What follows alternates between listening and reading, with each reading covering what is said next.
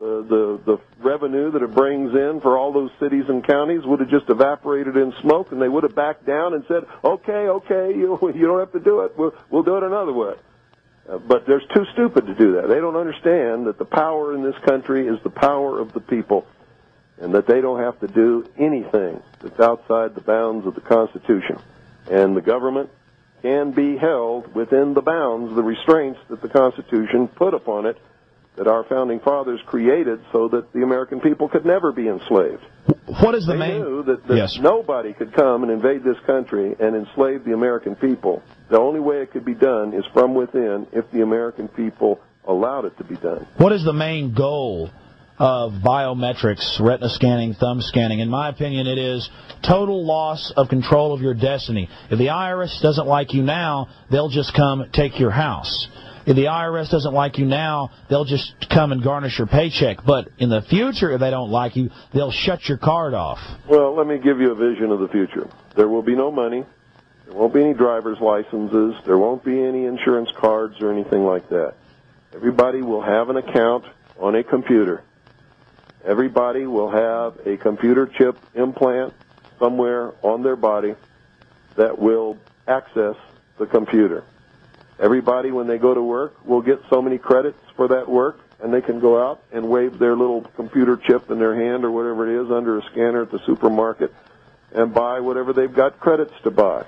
And if they don't have credits, they got to stay home until they get some credits. Let me stop you for a second. I read this almost every week, at least once, and it's from the April 27th, 1997 Time magazine, The Future of Money. I'm sure you've read it. And it openly, on page 51, and anybody out there that thinks that Mr. Cooper or I are BSing you, go read it. And it says the best part, now this is their words, the best part about it is your daughter in the near future can have a chip under her skin and you won't have to buy the drinks for her at the bar. I mean, everything's insane about that paragraph. And the whole 10-page article is about how great the smart card is and then the chip.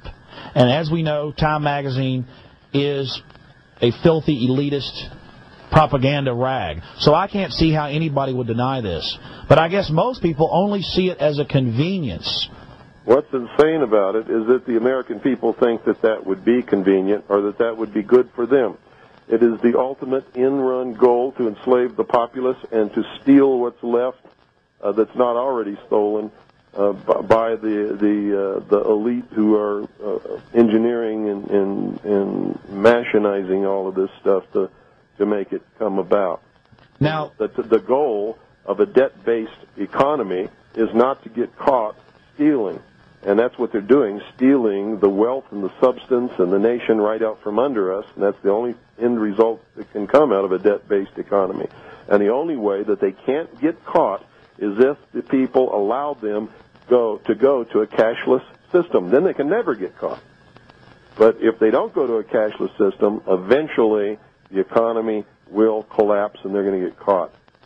That's exactly it. And that's why they want to go to a cashless system, and that's why they ultimately have to.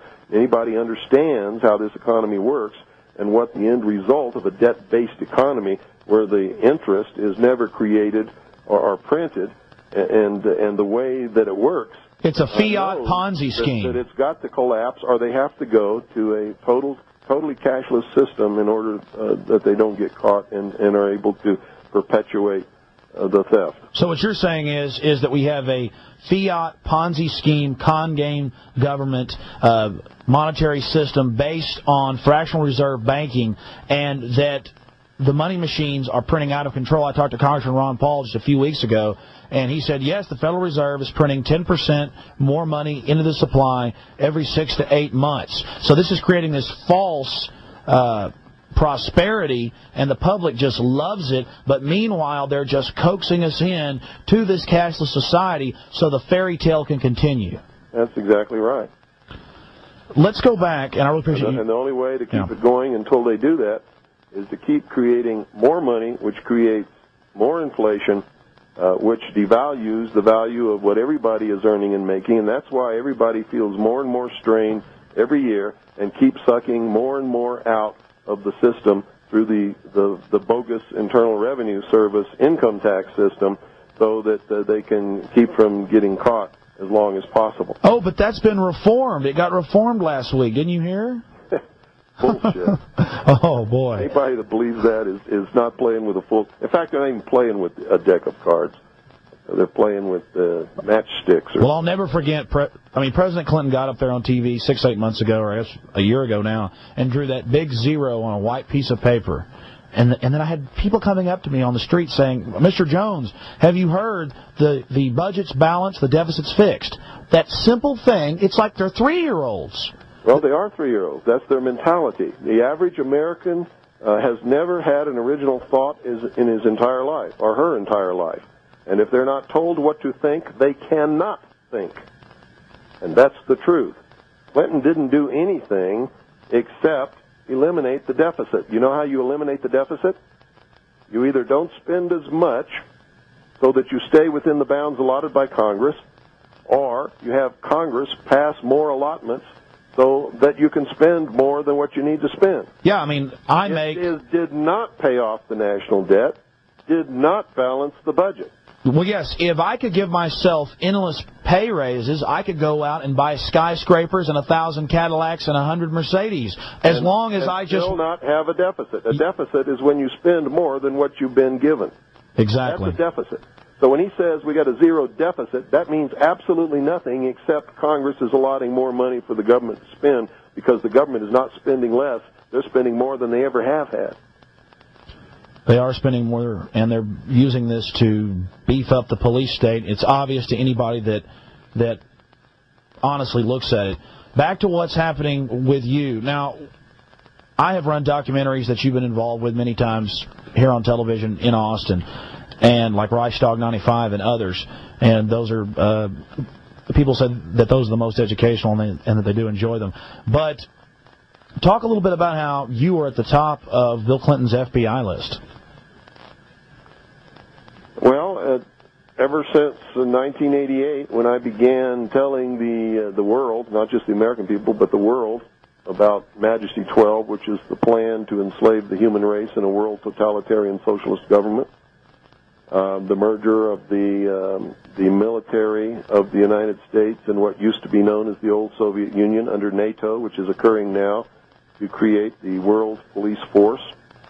Most people don't understand that NATO is an arm of the United Nations. It was formed under the auspices of the United Nations Charter and takes its orders from the Security Council. Warsaw Pact was also formed under the auspices of the United Nations Charter and was an arm of the United Nations and took its orders also from the Security Council. The Cold War was a total farce, and that's why we never had any military conflicts with the Soviet Union. What is your opinion of the UN passing its new World Court? Well, if they've passed a World Court, how can they have a World Court if there is sovereign nations? Because sovereign nations are not subject to any courts but their own. So how can they have a world court unless there's a world government to which sovereign nations have given up their sovereignty? Does the Constitution for the United States of America say that we are subject to the dictates or the jurisdiction or the rulings of a world court? Does it say that anywhere in the Constitution? No, it doesn't. And when I watch the local news, all I hear is how wonderful the United Nations is. Our public are being indoctrinated about this. Sir, I know that you didn't ask me about this, but do you have a 1-800 number or a number where people can order Behold a Pale Horse? No, I don't have a 1-800 number, and even if I did, they couldn't order because